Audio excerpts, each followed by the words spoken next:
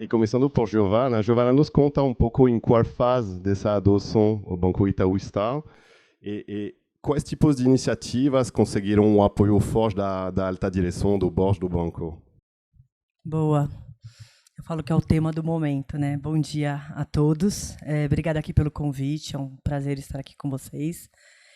Quando a gente fala de fase, acho que aqui no momento que a gente está de AI generativa é até difícil a gente determinar uma fase, está tudo tão intenso, mudando tão constantemente, mas queria contar um pouquinho da nossa jornada e dar minha opinião do momento que estamos, tá?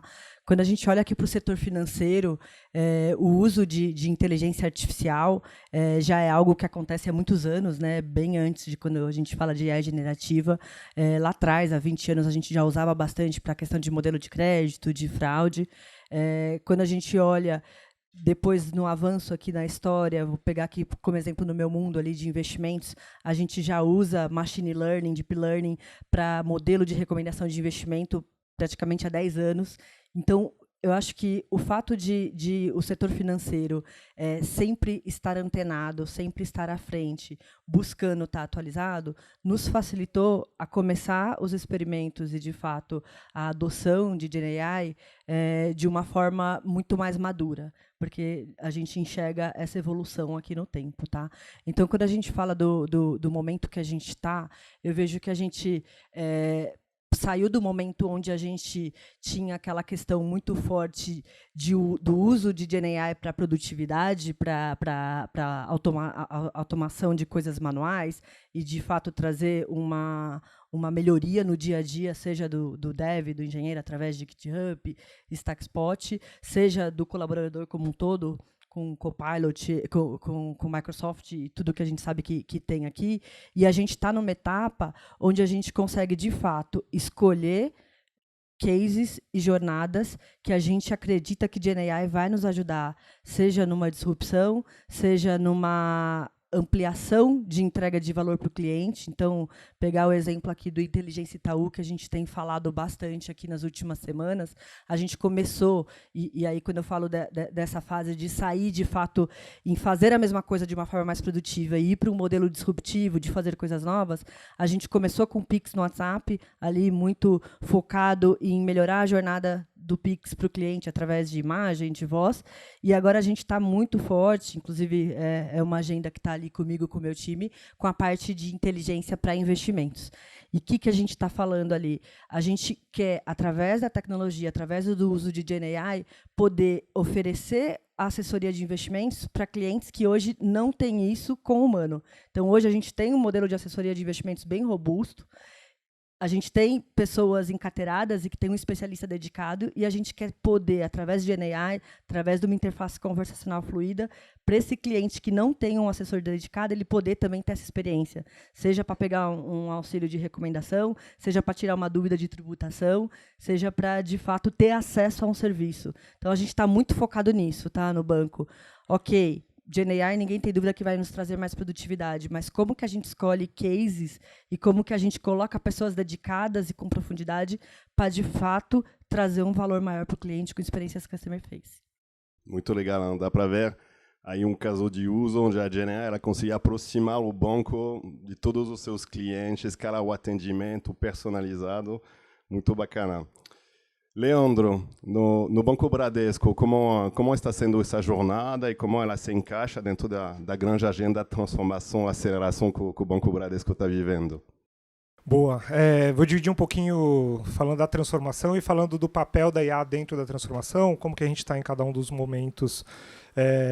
E aí eu digo cada um dos momentos porque eu acho que, como a Gi trouxe, IA a gente já usa há muito tempo dentro do banco, então não só para a parte toda de modelagem e tudo mais, e não porque a gente acha que IA é legal, mas é porque IA, como tecnologia, habilita a gente a prover um serviço melhor, habilita a gente a ter um risco menor, principalmente, né, quando a gente fala na concessão de crédito, ou quando a gente pensa também nas jornadas dos clientes, a ter um atrito menor, pensando na prevenção a fraudes, transacional e assim por diante. Vocês conhecem, já escutaram falar da BIA, né, Bradesco Inteligência Artificial. Eu conheci um pouquinho da história da BIA depois, né, com mais profundidade depois que eu cheguei no banco, há 5 meses atrás. E é uma coisa que já está rolando desde 2016, lá no banco. E isso é inteligência artificial. Naturalmente, com a inteligência artificial generativa, a gente também foi adaptando a BIA e a gente passou a embarcar inteligência artificial generativa dentro da BIA.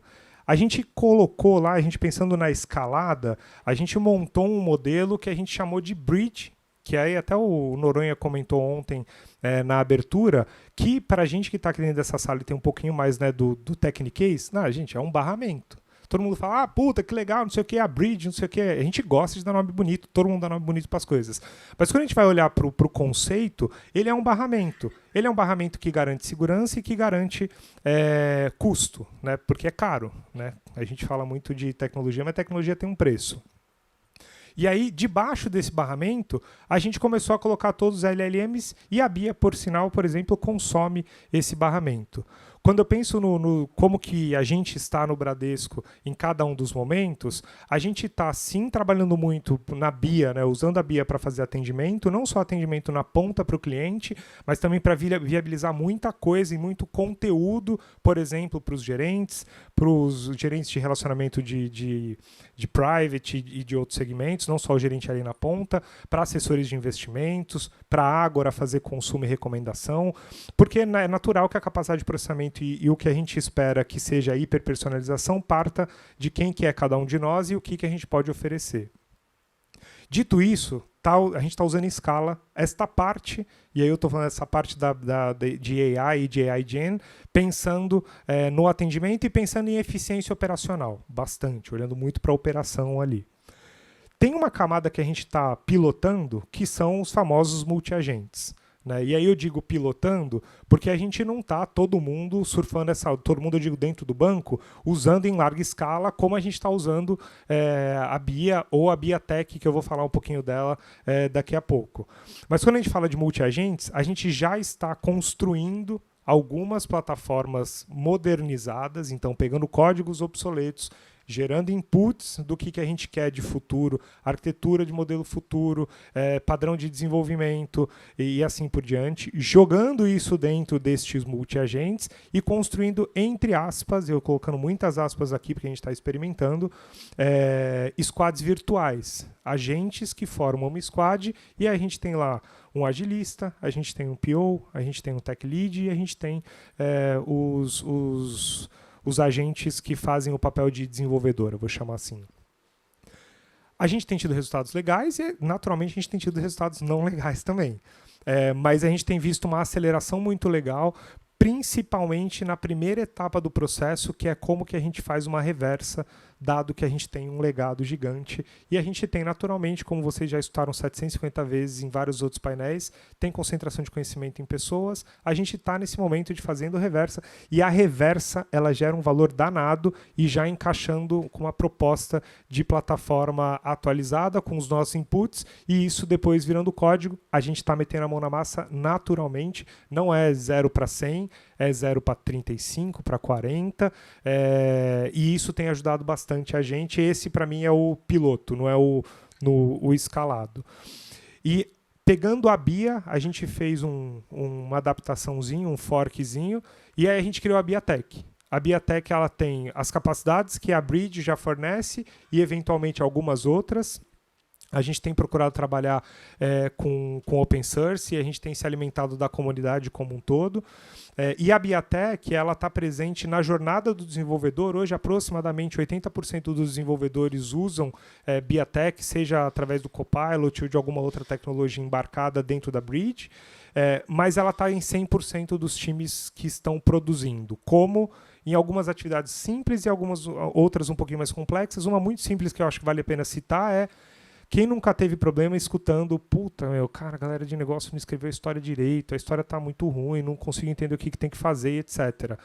A gente começa a escrever a história através da BIA Tech e as histórias que são escritas pelos POs de negócio, a gente passa 100% pela BIA Tech, ela valida, vê e dá uma nota. Fala assim, cara, essa nota aqui, essa daqui está 7. e a gente está subindo a barra. A gente já está no 8 ou 8,5, daqui a pouco a gente vai estar falando de 9, daqui a pouco a gente vai estar falando de 9,5 para a qualidade das histórias, porque a gente sabe, é só um exemplo, tá, gente? A gente sabe que a qualidade do que entra é a qualidade muitas vezes do que sai, né? Então a gente está adaptando para o nosso dia a dia, pensando em produtividade e pensando em qualidade também. Estamos nessa jornada, e eu falo, né, a gente já fala muito a palavra jornada, porque a gente começa por um pontinho e quando a gente vai ver, a gente vai puxando um fio e tem muita coisa para fazer e para aprimorar ainda. Muito legal, Leandro. Aliás, vários de nossos desenvolvedores se beneficiam da Biatech e ajudam eles a entregar melhor também. Giovana, agora quando a gente fala da adoção, das experimentações e até de querer escalar IA, com certeza isso passa por medição de resultados, e aí nos conta um pouco quais tipos de indicadores, quais KPIs vocês estão usando no Itaú e como isso vem retroalimentar até frente de priorização das iniciativas. Perfeito. Estava aqui ouvindo o Leandro falar, é legal desses bate-papos que a gente vê que a gente passa os mesmos desafios, né? Essa parte que ele comentou de fato usar soluções para nos ajudar na escrita da história, na melhor qualidade da história, soluções como copiloto do engenheiro, a gente tem feito diversos experimentos. Então, acho que, assim, respondendo a sua pergunta, quais são os KPIs, quais são os indicadores, o que de fato a gente tem medido para ver o avanço, o uso, óbvio que tudo que quer dizer a melhoria da produtividade, e não só da produtividade, da qualidade do que é produzido pelo engenheiro, é algo que a gente acompanha muito de perto e tem experimentos desde esses que o Leandro comentou também, de squads de fato só com a gente, sem um time, sem um dev, sem um engenheiro, e a gente tem tentado entender qual que é de fato, a fórmula de sucesso entre trazer agilidade, trazer velocidade e produtividade, mas também assertividade, porque não adianta a gente ir buscar uma melhor produtividade e sair, melhorar 50%, 70% a produtividade e isso nos prejudicar a qualidade. Então, tem uma preocupação muito, muito forte. Quando eu falo de qualidade, não é só de impacto a cliente, é a aderência àquilo que está escrito na história, aquilo que é, de fato, o produto. Então, esses indicadores, quando a gente olha para toda essa ferramenta, esse arcabouço de GenAI alavancando o colaborador, eles são muito importantes. A gente, de fato, mede o uso e a adoção dessas ferramentas, então a gente incentiva muitos times que a gente vê, por exemplo, tem lá Stackspot, GitHub, como eu disse, não necessariamente é só a quantidade de pessoas usando, é a frequência e a recorrência que está usando. Se a gente vê que tem um time que tem a oportunidade de aumentar a adoção, o que está acontecendo? Para tal tecnologia não está bom, a gente precisa evoluir. Então, esses indicadores do uso das ferramentas e da frequência do uso é muito importante. E quando a gente entra mais nas soluções customer facing, como eu disse, de fato na ponta para o cliente, a gente quer melhorar também a qualidade do que é entregue. Então, tudo que a gente entrega, a gente tem nossos indicadores de satisfação e de ver se o cliente está gostando, está aderindo. E a gente tem uma preocupação muito grande de ter guardrails e ter soluções muito na linha de Responsible AI para que a gente possa também garantir que a gente está entregando algo que faça sentido, que a gente não está alucinando, que a gente não está, de alguma forma, preocupando em escalar, sem ter por trás essa segurança e essa garantia que a gente está indo no caminho certo. Tá? Então, quando a gente fala de guardrail, é muito importante, são indicadores que também a gente busca acompanhar para garantir que os times, principalmente os que estão mais focados nessas soluções mais disruptivas e inovadoras, eles estão acertando a mão entre colocar o guardrail e, ao mesmo tempo, não deixar muito duro. Eu acho que isso ainda é algo que estamos aprendendo e que o mundo vai aprender. Tá? Qual que é o equilíbrio entre eu vou escalar rápido, que nem a gente está começando agora a solução de inteligência de investimentos para 10 mil clientes, eu vou escalar rápido e colocar para 100 mil, ou eu vou testar, experimentar com esses 10 mil, ajustar os guardrails, entender o que precisa mexer aí, seja no prompt, seja ali em algum agente.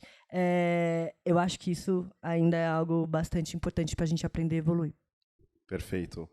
o Leandro, quando a gente fala de escalar, e a Giovana comentou um pouco disso, escalar com segurança, isso passa por uma estrutura de governança, claro, governança acima dos dados, dos processos. Como vocês estão monitorando no Bradesco? Como vocês estão se estruturando justamente para criar essa governança? Vamos lá. Acho que todo mundo também passou por isso, que foi o boom quando lançou o GPT e todo mundo... O que aconteceu automaticamente? Todo mundo começou a acessar o GPT em todas as empresas e todo mundo começou a jogar os documentos e todo mundo começou a fazer pergunta. E aí o que aconteceu? Não sei se tem gente de segurança aqui na sala, se tiver não se ofendam, travamos tudo. Simplesmente todo mundo no mercado foi lá e falou, cara, não dá para acessar isso aqui, trava tudo, não sei o que, tal. E eu acho que foi um movimento certo e natural de proteção, né? A governança do que entra, ou do que sai, ou do que fica, eu acho que é uma das partes mais complexas para empresas tão grandes como o Bradesco, como o Itaú, pensando que tem muita gente acessando a gente o tempo inteiro e tem muita gente ofertando provas de conceito. Não, só dá uma experimentada aqui, dá uma experimentada aqui, dá uma experimentada aqui, dá uma experimentada. Quando você vai ver, você tem umas 20, 30 soluções diferentes utilizando GenAI e algumas soluções embarcadas em plataformas que a gente tem, outras soluções de parceiros como vocês que trazem a solução. E quando a gente vai ver, tem um monte rodando ao mesmo tempo e você fala, cara, perdi o controle.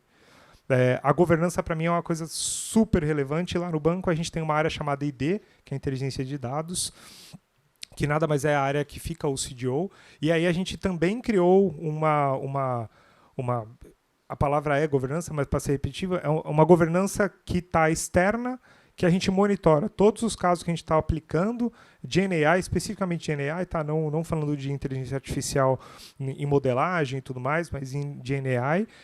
E a gente está começando a fazer um pouco de cherry picking e falar, cara, não vai dar para olhar para as 25 ou para as 30, vamos dar uma olhadinha para o mercado. É natural que a gente sempre troque ideia, então, troca uma figurinha aqui, troca uma figurinha lá, vê lá, pô, você já usou, não sei o quê, porque todo mundo vem falando que está em todo lugar. E aí a gente fala, pô, mas deixa eu ver o colega lá está usando, usou, leva para casa, faz uns testes em casa. Quando você vai ver, você fala, cara, esse daqui tem valor, esse daqui vão explorar mais. E a gente mergulha e abre um pouco mais, faz prova de conceito. A gente gosta de começar pequeno e depois crescer. Mas a governança está instalada pensando em caso de uso e as plataformas, sempre que a gente fala, puta, gostamos dessa daqui, vamos experimentar e vamos pôr para jogo, a gente produtiza e joga debaixo da bridge, porque aí isso vira um parâmetro para quem for consumir. Então é muito mais simples. Quando eu penso no que GenAI vai trazer para a gente de futuro, eu de fato acredito em múltiplos provedores /LLMs, super especialistas, e com um conteúdo, né, com a gente podendo fazer os regs e alimentando ainda mais com o contexto que a gente precisa.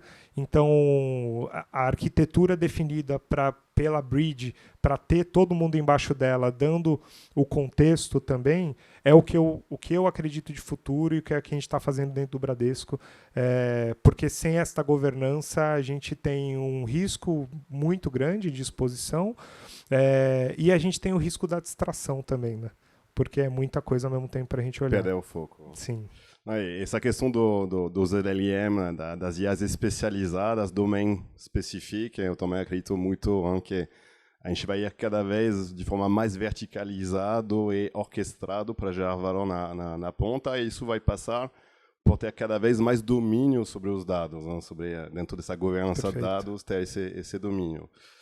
Giovana, quando a gente fala de IA, a gente fala muito da tecnologia, da adoção de uma nova tecnologia, de uma nova ferramenta, mas a gente sabe que vai gerar mais do que isso, hein? Vai gerar mais uma transformação para nós, para nossas empresas, em termos de cultura organizacional, em termos de modelos operacionais e em termos de pessoas. Como está a sua visão e como o Itaú está enxergando isso e já talvez incorporando essa transformação cultural voltada ao uso de IA? Boa. Primeiro que, assim, acho que a gente abordou aqui alguns aspectos e bate bem com o que a gente acredita aqui no Itaú, tá?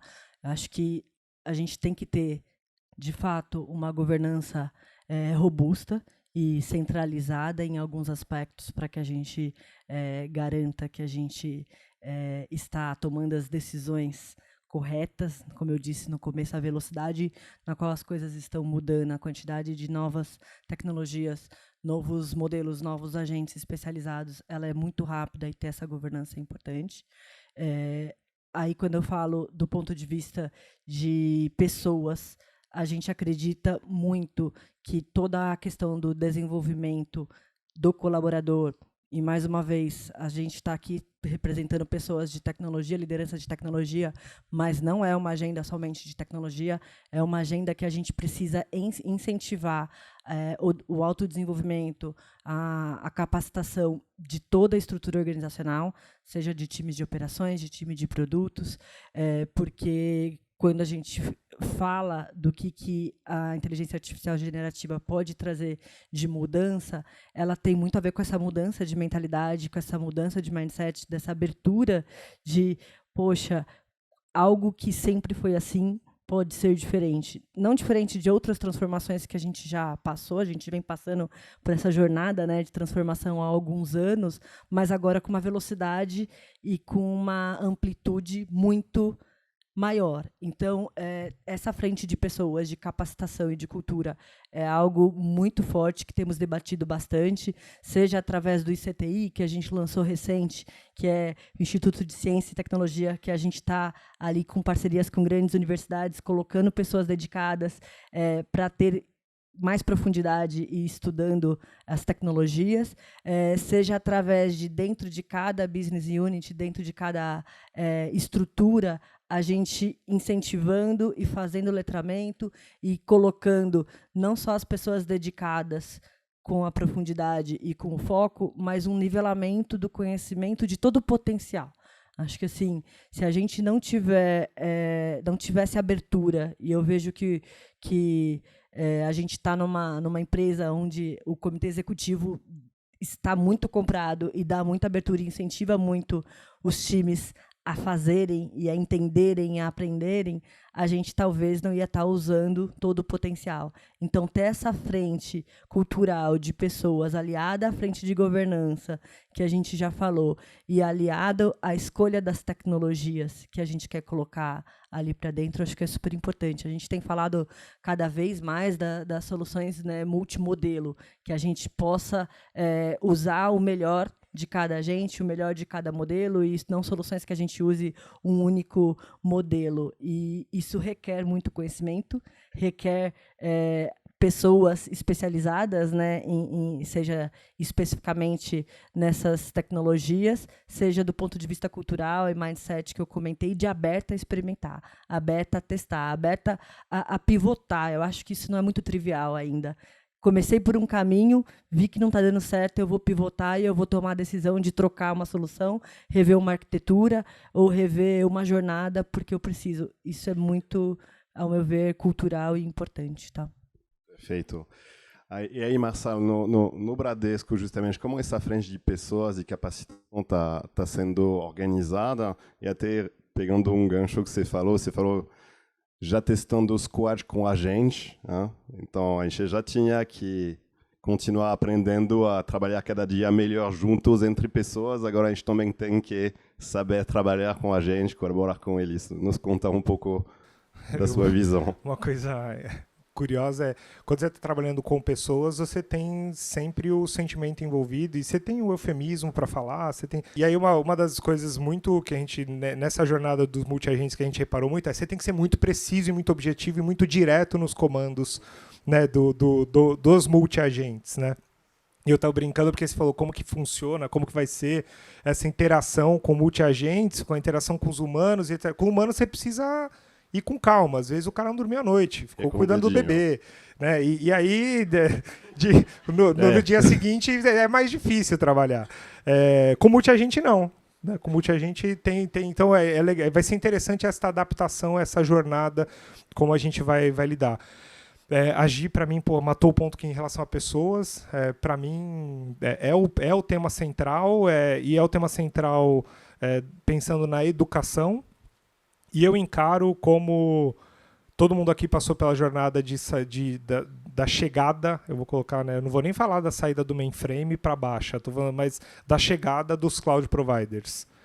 E a gente teve uma onda, se a gente parar para pensar de uma forma bem agnóstica, a gente teve uma onda bem similar de, cara, a gente teve que aprender como trabalhar com essa coisa nova que apareceu, que hoje todo dia todo mundo fala, beleza, é isso aí, tá tudo bem, né, é o padrão, é um novo padrão. Eu acho que a gente vai encarar a gente está encarando essa onda como uma onda que é um novo padrão. Eventualmente, daqui a 10 Febrabank Techs, a gente vai estar do tipo, cara, o que a gente vai estar conversando? Porque se a gente fizer a pergunta de, como que você está trabalhando com gente? Você vai falar, cara, porra, muita gente. Só tem vai ter casa. A gente conversando. Só vai ter a gente. Só a gente. Então, acho que eu encaro isso como, sim, foco, a base são as pessoas, é a educação, mas eu encaro como uma nova onda que está acontecendo que a gente já passou. Todo mundo nessa sala já passou pelo menos uma. Então, eu vejo isso como um novo momento que a gente está vivendo e, pô, muito tesão tá vivendo esse momento, mais uma onda como essa. No Bradesco, a gente está encarando com muito treinamento, muito letramento, e mais um ponto aqui, né, que eu acho, revalidando o que a Gi falou, cara, a transformação tem acontecido no banco inteiro, a transformação do Bradesco não é da tecnologia, a tecnologia é um dos atores grandes da transformação, mas é o banco inteiro. E a mesma coisa o uso de GenAI. Eu vejo o papel da tecnologia como habilitador para garantir segurança e para garantir custo, como eu comentei com vocês, mas provendo e disponibilizando para 100% do banco, para fazer os consumos adequados e a aceleração que a gente espera dessa transformação que a gente está passando. Tá? Legal. Franken, agora a gente tem várias Estou perguntas pronto para você. pegar o contexto sem saber. Não, mas a gente já falou com o Marçal, com a Giovana, um pouco sobre a jornada do Bradesco, do Itaú, em relação à adoção de IA e também do caminho para pavimentar um pouco como escalar essa questão da inteligência artificial. Compartilha com a gente no BV como está sendo essa jornada e quais são os focos atuais, talvez, sobre o tema de IA. Bom, a gente lá começou com muitas experimentações, né, várias iniciativas para testar um pouco de como que as coisas funcionavam. A gente se preocupou muito em criar a pavimentação para que isso virasse mais fluido nos times, né? Então, criamos todos os guardrails, todas as políticas de segurança, políticas de uso, e agora a gente está escalando aí a implantação, né? A gente está com mais de 140 iniciativas aí de AI, e acho que está sendo um aprendizado muito bom, né? São várias frentes lá, são uma frente que a gente está... Eu não escutei vocês, mas com certeza a história vai ser muito parecida, né? A gente está com uma frente lá em ideia de desenvolvimento, né, para acelerar não só o desenvolvimento, mas a esteira de desenvolvimento. Tivemos ganhos substanciais já nessa questão. E aí tem as frentes em cima de software mesmo, né? Acho que o futuro é a gente ter AI native, né, nos softwares, né? Então a gente troca aí os métodos por agentes e tudo mais. Então a gente está num caminho bem legal. Acho que agora o BV está numa caminhada aí para escalar essa operação, né? Mais ou menos é isso. Muito legal. Foi bem complementar o que o Marcelo e a Giovana comentaram. Talvez aproveitando também do Franken, um pouco do tempo de nosso painel, nos contar um pouco, Franken, como são hoje o envolvimento das áreas de negócios junto com as áreas de tecnologias para extrair esse valor da IA. Como funciona essa interação? A gente construiu lá um centro de excelência, né, de IA, e tem um fórum executivo onde os executivos de negócio participam com a gente na priorização dessas iniciativas, né? Então a gente faz aí vários cálculos para saber quais iniciativas a gente vai implantar primeiro, né, vai priorizar, e a área de negócio está muito envolvida, né? Então a gente está com um fórum bem bacana lá para tomar essas decisões. Legal. Bom, encaminhando já para uma última rodada, para o encerramento do nosso painel. Agora, falando do futuro, mas talvez de um futuro próximo, porque fica mais e mais difícil prever nosso futuro, que muda muito a cada ano. Falando justamente, talvez, dos próximos 12 meses. O que vocês estão enxergando, do ponto de vista pessoal, ou nas organizações de vocês, sobre os próximos passos, as próximas evoluções a dar nesse tema dentro das suas corporações? Marçal, por favor. Eu arriscaria dizer que a gente vai evoluir muito lá no Bradesco na escalada do uso de multiagentes dentro da organização. Hoje, como eu comentei com vocês, a gente está usando de forma escalada a BIA, já usando DNA embarcada para clientes e também para colaboradores, mas quando eu penso no que a gente tem de impacto para gerar, acho que o próximo passo é a gente conseguir escalar o uso de multiagentes. E aí, quando eu penso em uso de multiagentes, de uma forma muito pragmática. Acho que cada um de vocês também já, na carreira, já teve a oportunidade de lidar com o famoso Shadow IT, então, famosos RPAs, ou planilhas, ou Access da vida, ou o que a turma ao longo do banco e das empresas vai construindo para se autosservir, quando a gente em tecnologia não tem aquela escala gigante que demanda sempre é maior do que a oferta. E aí eu imagino que o consumo escalado de agentes ou de multi-agentes vai ser esse novo step, é o que a gente está buscando, é como que a gente provê essa experiência para o banco inteiro, para cada um, entre aspas, eu brinco, cada um ter o seu agente para chamar de seu. Bacana. Giovana. Boa. Pensando nos próximos 12 meses, eu vejo que, assim, além dessa questão de escala, né, que já comentamos bastante aqui, seja do uso das ferramentas que nos trazem produtividade ou de soluções para o cliente, tem um desafio da gente identificar e conseguir ter a maturidade de falar quais são os padrões de excelência e os resultados que a gente espera com esses experimentos, no sentido, uma preocupação pessoal minha que eu tenho, assim, a gente tem falado cada vez mais, temos mais de 100 cases rodando, quantos cases estão produtivos, quantos não estão, quantos estão em desenvolvimento, mas o que é ter um case? E o que é um padrão de excelência para ter um case? Eu tenho uma preocupação da gente, nessa preocupação com a escala, focar muito na quantidade e não necessariamente naquilo que vai nos trazer um diferencial competitivo ou um índice de eficiência melhor, no caso de produtividade. Tem toda a questão que a gente já comentou, né, de guardrails e de saber até onde a gente deixa uma solução mais ou menos flexível ali.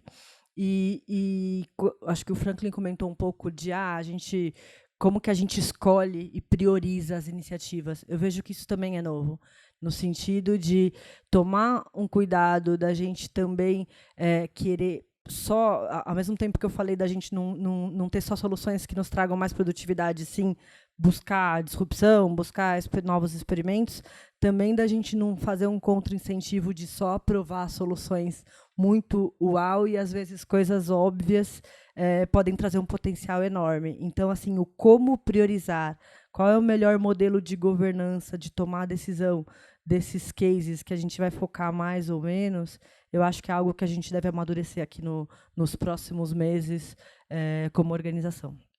Perfeito. Franklin, para concluir, como você está enxergando os 2 próximos meses com IA no BV? Bom, aqui, além da questão de escala, engajamento dos times, porque engajamento é uma outra coisa que a gente tem que se preocupar, né? Porque as pessoas, elas também têm medo de perder o emprego, tem N questões, né? E a gente sempre fala lá que a ideia é que a gente deixe o trabalho mais operacional para a AI fazer e a gente vai pegar as cabeças e vai colocar para fazer outros tipos de trabalho, né? Então, a gente está fazendo algumas iniciativas onde a gente já está colhendo eficiência. A ideia é alocar as pessoas para acelerar essas frentes de AI, para que a gente consiga ter mais throughput aqui de entrega, dada a demanda que tem vinda de negócios de todas as áreas. Acho que uma outra coisa importante aqui para complementar é a questão da preocupação. Hoje a gente tem, né, qual que é o modelo da semana que é o melhor, né? Então, isso vai se intensificar, né? Então, eu acredito que a gente tem que ter ferramentas construídas aqui para que a gente possa chavear e trocar de modelos, assim como a gente troca de roupa, para que a gente consiga extrair o máximo, né, de cada um no seu melhor ali na semana que ele é melhor, né? Então, e quando a gente pensa numa corporação, orquestrar tudo isso não é tão fácil, né? Então, essas são as preocupações que eu tenho, por exemplo. Como a gente faz tudo isso rodar sem perder o foco, principalmente, né? Muito bem, só dar um complemento aqui, quando você fala dessa questão, né, vários modelos e a gente poder chavear, acho que tem algumas coisas que a gente já passou ao longo da história, seja quando a gente começou a falar de cloud, quando o Marçal falou, microserviço, APIs, toda a parte de dados, democratização. Eu acho que assim, a gente não pode esquecer que todo o básico de ter uma boa arquitetura, um bom desenho de solução e soluções que nos permitam tomar decisão de troca, seja de um modelo, seja de uma tecnologia, tem que estar no mindset do nosso time. Porém, com a questão que agora é muito mais rápido, muito mais veloz, e a gente tem que ter essa capacidade de trocar. Assim, não vai ter, acho que, o melhor modelo para tudo. A gente tem visto cada vez mais, com o que aprimora, que a gente tem modelos específicos melhores para algumas coisas, né? Alguns melhores para captura de voz, outros de imagem, outros para grandes volumes de informações. Então, assim, a gente não deixar de lembrar que o básico de ter um desenho de arquitetura bom, ter uma maturidade boa de produto digital, do que é aquele produto digital, ter um modelo bom de dados, ter os dados democratizados, ele é parte. GenAI, ele vem como algo que potencializa e nos exponencializa tudo que a gente pode entregar, mas não podemos deixar de ter esse básico bem feito. Acho que é importante lembrar isso. Tá? A importação de ter essa fundação, essa plataforma, para escalar acima dela. Bom, infelizmente, nosso painel está se encerrando, mas Giovanna, Marçal, Franquin, quero, em nome da ACT, agradecer muito pela presença de vocês, a participação, a parceria e a toda nossa audiência aqui por estar aqui conosco. Obrigado a todos.